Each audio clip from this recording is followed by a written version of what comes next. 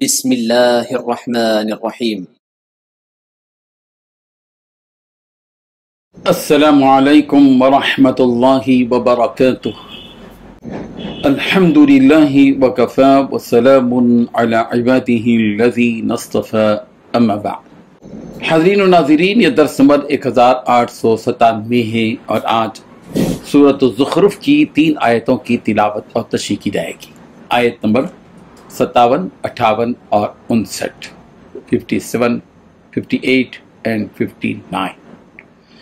چلے سب سے پہلے ہم ان 3 آیتوں کی تلاوت کرتے ہیں، لفظی ترجمے اور ترجمے کے بعد تشریح کرتے ہیں۔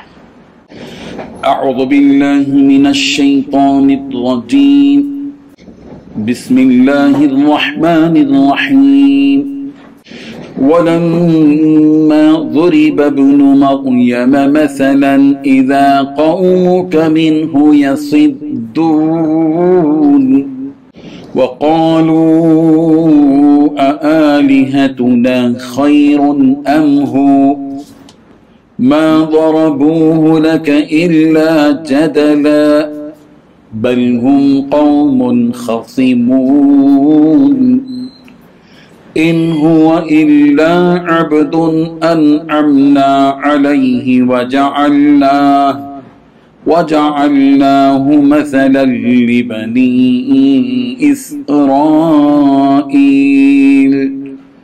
صدق اللہ العظیم۔ لفظی ترجمہ یوں ہیں، ولما اور جب ضربہ بیان کی گئی، ابن مریم ابن مریم کی مسئلہ مثال، اذا تو یکایک، قوم کا آپ کی قوم، منہ اس سے، یصدون چلاتی ہے، وقالو اور انہوں نے کہا، آلہتنا کیا ہمارے معبود، خیر بہتر ہیں، ام یا ہو وہ، ما ضربوہ انہوں نے بیان نہیں کی وہ، لکا آپ کے لیے، الا مگر، جدلا جھگڑنے کے لیے، بلکہ ہم وہ قوم لوگ، خصیمون ہیں ہی جھگڑالو، ان نہیں ہے ہوا وہ، الا مگر، عبد ایک ایسا بندہ، انعمنا کہ ہم نے انعام کیا، علیہ ان پر، وجعلناہ اور ہم نے بنا دیا ان کو، مثلا ایک نمونہ، لبنی اسرائیل بنی اسرائیل کے لیے۔ ترجمہ یوں ہے، اور جب عیسیٰ ابن مریم کی مثال دی گئی تو تمہاری قوم کے لوگ یکایک شور مچانے لگے اور کہنے لگے کہ ہمارے معبود بہتر ہیں یا وہ۔ انہوں نے تمہارے سامنے یہ مثال محض کٹ حجتی کے لیے دی ہے، بلکہ یہ لوگ ہیں ہی جھگڑالو۔ وہ یعنی حضرت عیسیٰ تو بس ہمارے ایک بندے تھے جن پر ہم نے انعام کیا تھا، اور بنی اسرائیل کے لیے ان کو ایک نمونہ بنایا تھا۔ ان 3 آیتوں میں 6 باتیں بیان کی گئی ہیں۔ پہلی بات، جب عیسیٰ ابن مریم کی مثال دی گئی تو آپ صلی اللہ علیہ وسلم کی قوم کے لوگ شور مچانے لگے۔ دوسری بات، کہنے لگے ہمارے معبود بہتر ہیں یا وہ۔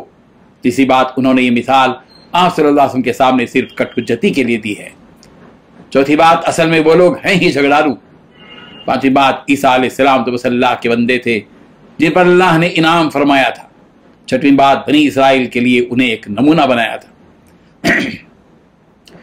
بزرگان محترم، ان آیتوں میں حضرت عیسیٰ علیہ السلام کا واقعہ شروع کیا جا رہا ہے کہ انہوں نے بھی اپنی قوم کو یہی کہا کہ ایک رب کی عبادت کرو، جیسا کہ پچھلی آیت میں اللہ تعالیٰ نے اس کی وضاحت فرما دی، وَاسْأَلْ مَنْ أَرْسَلْنَا مِن قَبْلِكَ مِن رُسُلِنَا أَجْعَلْنَا مِن دُونِ الرَّحْمَنِ آلِهَةً يُعْبَدُونَ۔ اسی بات کو اور واضح کرنے کے لیے ان انبیاء کرام علیہ السلام کا تذکرہ کیا جا رہا ہے۔ چنانچہ اللہ تبارک و تعالیٰ نے حضرت عیسیٰ علیہ السلام کی تذکرے کی ابتدا کرتے ہوئے فرمایا کہ جب حضرت عیسیٰ علیہ السلام کی مثال دی گئی تو قریش کے لوگ شور مچانے لگے اور خوشی محسوس کرنے لگے اور کہنے لگے کہ کیا ہمارے معبود بہتر ہیں یا وہ، یعنی عیسیٰ علیہ السلام۔ ان آیتوں کو سمجھنے کے لیے اس کے پیچھے جو واقعہ ہے اسے بیان کرنا ضروری ہے، ورنہ اس کے بغیر ہمیں ان آیتوں کا مطلب سمجھ میں نہیں آئے گا۔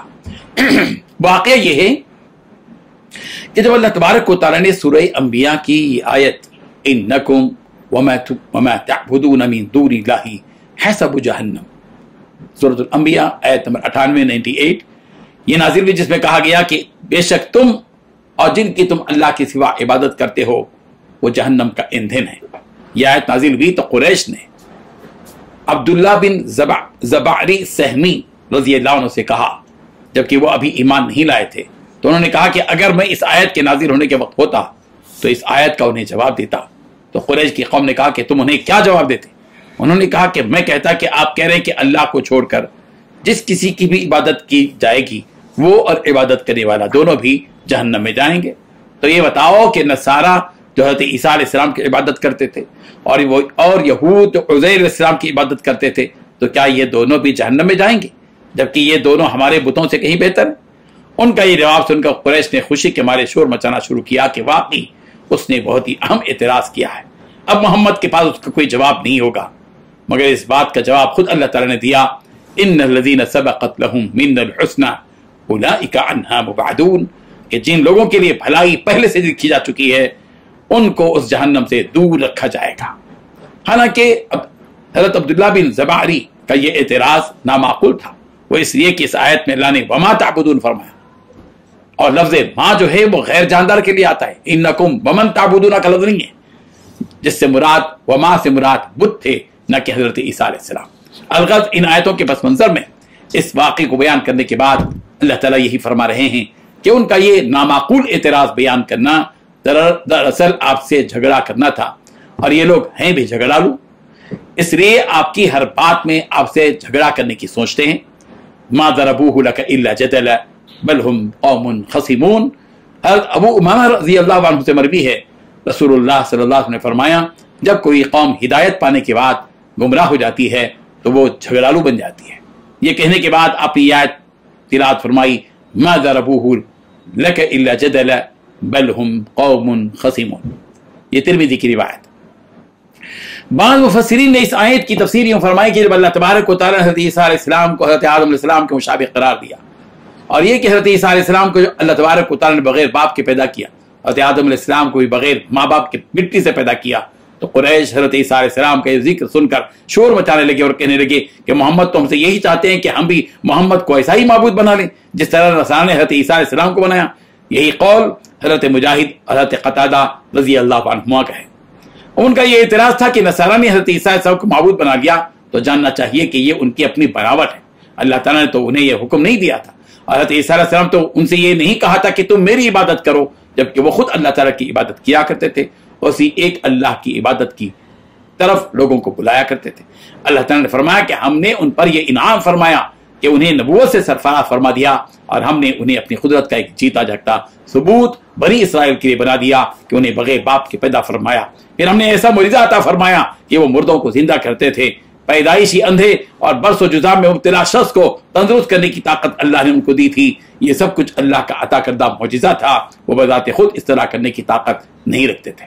اللہ تعالیٰ ان حقیقتوں کو سمجھنے کی توفیق عطا فرمائے، آمین۔ وآخر دعوانا الحمد للہ رب العالمین۔